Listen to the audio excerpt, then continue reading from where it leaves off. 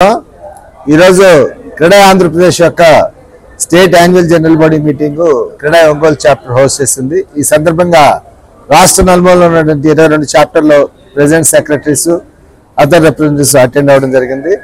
దీనిలో every 2 months కి మేము క్రీడా Andhra Pradesh state MC meeting conduct చేసి దీనిలో గవర్నమెంట్ ఇష్యూ చేసిన జీవోస్ కానీ మెమోస్ కానీ మెంబర్స్ ని ఇన్ఫార్మ్ చేసి వాళ్ళు సెన్సిటైజ్ చేస్తాం.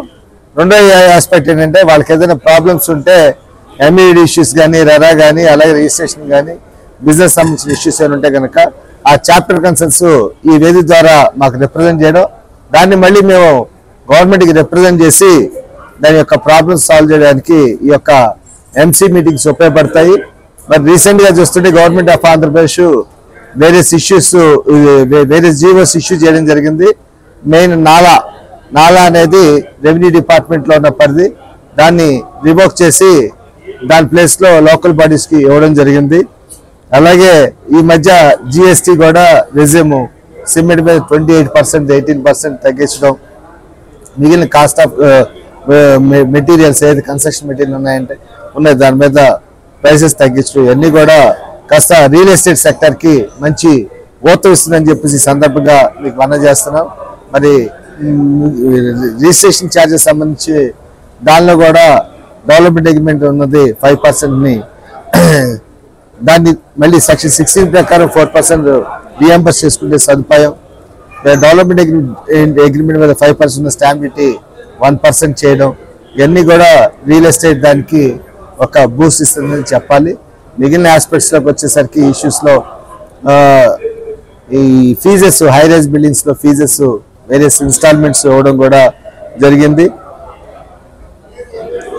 అలాగే సెట్ బ్యాక్స్ తగ్గించడం, రీసెంట్ గా మరి కేబినెట్ మీటింగ్ లో కానీ అసెంబ్లీ సెషన్స్ లో కానీ ఈ బిల్లు అప్ టు 24 meters కి వరకు నాన్ హైరైజ్ బిల్డింగ్స్ గా అబౌట్ 24 meters ని హైరైజ్ బిల్డింగ్స్ గా పరిగణించడం.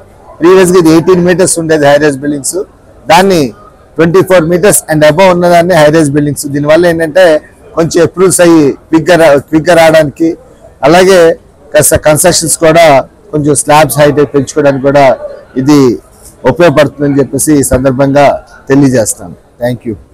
గుడిగా Srinivasu, chairman CREDAI Andhra Pradesh in front of you. ఈరోజు క్రెడే ఒంగోలు చాప్టర్ ఆధ్వర్యంలో మా CREDAI Andhra Pradesh first annual general body meeting conduct చేయడం జరిగింది. ఈ సందర్భంగా మిమ్మల్ని అందరినీ కలవడం చాలా ఆనందంగా సంతోషంగా ఉంది. ప్రస్తుతం ఆంధ్రప్రదేశ్లో బిల్డింగ్ ఇండస్ట్రీని ప్రమోట్ చేయడానికి ఈజ్ ఆఫ్ డూయింగ్ బిజినెస్ ద్వారా అనేక రిఫార్మ్స్ తీసుకురావడానికి రాష్ట్ర ప్రభుత్వం ప్రయత్నం చేస్తున్న సందర్భంలో మన ప్రియతమ ముఖ్యమంత్రి వర్యులు శ్రీ నారా చంద్రబాబు నాయుడు గారికి, డిప్యూటీ సీఎం శ్రీ పవన్ కళ్యాణ్ గారికి, అలాగే కూటమి ప్రభుత్వంలో ఉన్నటువంటి భాగస్వామ్య పక్షాలందరికీ కూడా ప్రత్యేకంగా మా క్రెడే ఏపీ తరఫున హృదయపూర్వకమైనటువంటి అభినందనలు, ధన్యవాదాలు తెలియజేసుకుంటున్నాం. చాలా ఇష్యూస్ని రిజాల్వ్ చేయడానికి ప్రయత్నం చేస్తూ వచ్చారు. స్టిల్ ఈ ఇండస్ట్రీకి సంబంధించి కొన్ని అపరిష్కృతంగా ఉన్నటువంటి సమస్యలు ఉన్నాయి. వాటిని కూడా మేము ప్రభుత్వం దృష్టికి తీసుకొచ్చి తొందరలోనే సానుకూలమైనటువంటి పరిష్కారాలు లభిస్తాయని ఆశాభావంతో ఉన్నాం.